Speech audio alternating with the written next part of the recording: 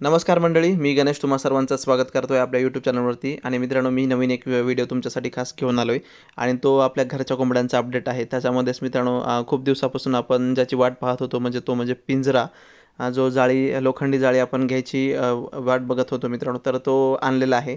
तो कोणता आहे, कसा आहे ते पण नक्की बघा व्हिडिओमध्ये. आणि दुसरी गोष्ट मित्रांनो, आपल्या पिलांचा अपडेट आहे, कोंबडीच्या पिलांचा. आणि तिसरी गोष्ट मित्रांनो, खूप दिवसानंतर आज आपल्या एका कोंबडीच्या पोटातून एक बाहेर निघालेला आहे, म्हणजे जंत बाहेर पडलेला आहे मित्रांनो. तर तो तुम्ही बघू शकता, खूप मोठा असा जंत आहे. आणि त्यावरती काय उपाय करायचे ते आपण पुढच्या व्हिडिओमध्ये दाखवणार आहोत. तर व्हिडिओ कंटिन्यू बघा. व्हिडिओ आवडल्यास नक्की लाईक करा, शेअर करा आणि सबस्क्राईब करा. आणि व्हिडिओ स्किप नका करू मित्रांनो, आणि नक्की लाईक करा आणि कमेंटसुद्धा नक्की करा मित्रांनो. Thanks for watching. धन्यवाद.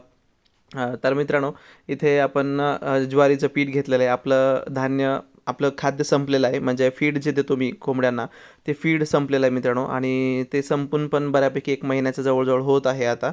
आणि मुद्दामच फीड आणलेलं नाही. त्याचं कारण असं की काय आहे, या कोंबड्यांना फीड खाण्याची सवय आहे लहानपणापासून. आणि ते फीड खाऊन मग त्यांचा वेट खूप जास्त वाढतं मित्रांनो, आणि फॅट वगैरे वाढतं नंतर.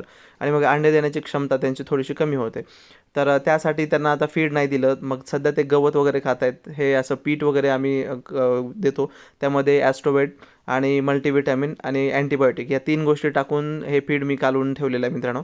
तर सध्या पिलांना खाऊ घातलं आणि आता कोंबड्या खात आहेत.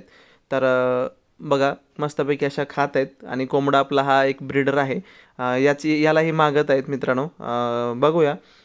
आपल्याकडे तर पिल्लं आहेतच ऑलरेडी सगळ्याच कोंबड्यांचे, जे आपण बाहेर आत्तापर्यंत जे कोंबडी दिलेत, पुण्याला 1 दिला, पुण्याला 3 दिले मित्रांनो, आणि पालघरला 1 दिला. तर असे 4, आणि हा एक 5वा, आणि आणखीन होते 3. तर त्या सगळ्यांचेच पिलं आता आपल्या इकडे झालेले आहेत मित्रांनो. तर ती ब्रीड आहे आपल्याकडे. तर विचार करतोय की हा पण कोंबडा पालघरला देऊया मित्राला, माझ्या सबस्क्रायबर मित्र आहेत, तर त्यांनी मागितलं, तर बघूया त्यांना देऊया. आणि आपण एक दुसरा नवीन आणायचा विचार करतोय मित्रांनो. तर बघू आता काय होते ते. आणि मित्रांनो, इथे पिलं आपले आहेत. जस्ट 18ला 18 पिल्लं सगळे व्यवस्थित आहेत. कोंबडी पण खूप चांगली आहे आणि मस्तपैकी पिलांचं संगोपन करत आहे. पिलांना ऊब देत आहे. पिलांना मस्तपैकी खाऊ घालत आहे आणि आपण पण त्यांना खाऊ घालत आहोत. आणि हा आणलेला आहे मित्रांनो पिंजरा. जुना आहे, सेकंड हँड, नवीन नाही आहे हा. 2,500 रुपयाला मला हा मिळाला. 3 खाण्याचा हा पिंजरा आहे मित्रांनो. जवळजवळ एक व्यवस्थित जर म्हटलं तर वर 10, खाली 10 आणि सेंटरमध्ये 10, असे 30 पक्षी एकदम व्यवस्थित बसू शकतात मित्रांनो. त्यांना कुठल्याही प्रकारचं काहीच प्रॉब्लेम होणार नाही, असा हा पिंजरा आहे. तरी पण थोडंसं सेफ्टीसाठी मी त्याला वेल्डिंग आणखीन पट्ट्या वगैरे जोडून करायचा असा विचार करतो मित्रांनो. आणि इथे औषधाचं पाणी ठेवलेलं आहे मित्रांनो, म्हणजे अँटीबायोटिक आणि मल्टीव्हिटॅमिन या 2 गोष्टी कोणत्याही पक्ष्यांसाठी, म्हणजे आपल्या पक्ष्यांसाठी किंवा आणखीन जे कुक्कुटपालक आहेत त्यांच्यासाठी मित्रांनो, तुमच्याकडे मल्टीव्हिटॅमिन आणि अँटीबायोटिक म्हणजे लिक्सेन पावडर आणि विमराल या 2 गोष्टी तर कंपल्सरी असल्याच पाहिजेत मित्रांनो. ह्या जर तुम्ही सतत देत असाल तर मग दुसऱ्या कोणत्या गोष्टी म्हणजे कोणत्या औषधांची तुम्हाला गरज पडणार नाही जास्त म्हणजे. आणि लिव्हर टॉनिक एक ठेवलं पाहिजे मित्रांनो. लिव्हर टॉनिक ठेवल्यामुळे कसं होतं, हे औषधं वगैरे पिऊन जो ट्रेस आलेला असतो लिव्हरवरती, तर तो ट्रेस कमी होतो आणि लिव्हर त्याचं फंक्शनिंग चांगलं करतं. आणि मग डायजेशन व्यवस्थित होतं. डायजेशन व्यवस्थित झालं की मग विष्ठा व्यवस्थित पडते मित्रांनो बाहेर.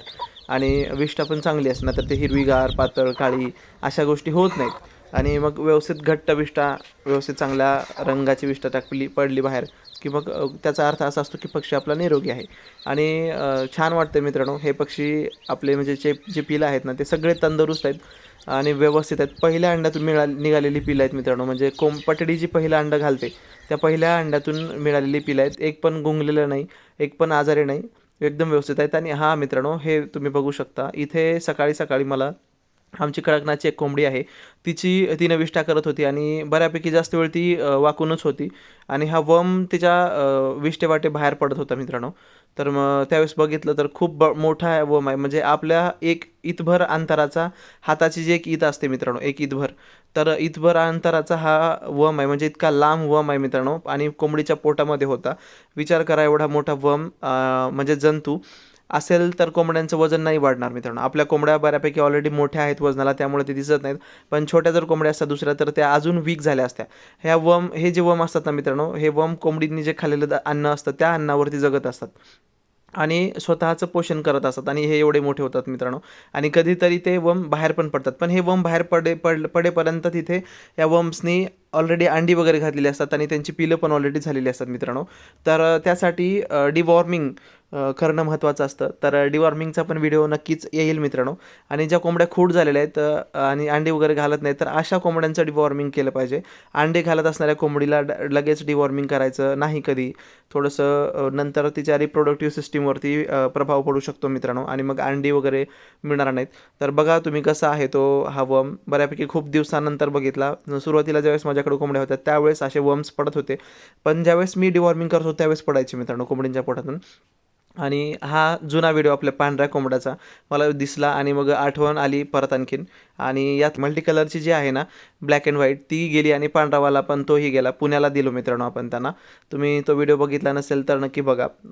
या व्हिडिओचा एक दुसरा नंबरचा व्हिडिओ आहे मित्रांनो. आता जो हा पडतो त्याच्या खाली 2 नंबरचा व्हिडिओ तोच आहे मित्रांनो. पुण्याला आपण जे पार्सल पाठवलं होतं त्याचा. तर या पटड्या आता अंडी घालत आहेत मित्रांनो. क्रॉसिंग पण करत आहेत आपल्या मेन ब्रीडरसोबत. 2 ज्या आहेत या मल्टी कलरच्या छोट्या छोट्या. तर तिकडून आणलं होतं त्यावेळेस यांचं वेट खूप कमी होतं मित्रांनो. तिकडे त्यांनी नाही सोडलं होतं. तर आता इकडे आपण फ्री रेंजमध्ये सोडतो अर्धबंदिस्त पद्धतीनं. तर मस्तपैकी दाणे खाऊन, खरकटं खाऊन, घरामधलं बाहेर जे पडलेलं असतं ते खाऊन, परत आणखीन गवत वगैरे खाऊन, आळ्या वगैरे खाऊन नालीमधल्या, या सगळ्या गोष्टी खाऊन हे पक्षी खूप मस्त आहेत, स्ट्रेस फ्री आहेत आणि मस्तपैकी अंडी वगैरे घालत आहेत मित्रांनो. तर खूप छान वाटते. या मल्टी कलरच्या कोंबड्या आणि क्वालिटीच्या आहेत. विशेष म्हणजे पायांचा कलर वगैरे खूप सुंदर आहे त्यांचा ब्लॅकमध्ये. जुनी लाईन आहे मित्रांनो ती. आणि हा आपल्या कोंबड्यांचा व्हिडिओ हा पण मला दिसला. जस्ट सर्च करत होतो त्यावेळेस. मग परत आणखीन यांची आठवण आली मला. तर तुम्हाला दाखवूया म्हणून त्यासाठी हा व्हिडिओ परत शूट केलेला आहे मित्रांनो. आणि इकडे दुपारची वेळ झालेली आहे. परत आणखीन आपल्या कोंबड्या सोडत आहोत मित्रांनो. कोंडून ठेवल्या होत्या. तर ही पांढरी कोंबडी पण आता जस्ट अंडी घालत आहे मित्रांनो. सगळ्यात शेवटी हिनं अंडी घातली. म्हणजे कंटिन्यू 6 महिने घेतल्यानंतर तिनं अंडी घातली आणि बाकी सगळ्यांनी 4-4.5 महिने झाल्यानंतर अंडी घातली. आणि ही आपली मल्टी कलरची कोंबडी जी आपण बाहेरून विकत आणली होती, ही पण एकदम मस्त फुगलेली आहे मित्रांनो. आणि ही पण अंडी घालत आहे विशेष म्हणजे. आणि कोंबडा बऱ्यापैकी मस्त खुश आहे. तर मित्रांनो भेटू परत एकदा नवीन व्हिडिओमध्ये. तोपर्यंत धन्यवाद. आणि हा व्हिडिओ आवडला असेल तर नक्की लाईक करा, शेअर करा आणि सबस्क्राईबसुद्धा नक्की करा मित्रांनो. Thanks for watching. धन्यवाद.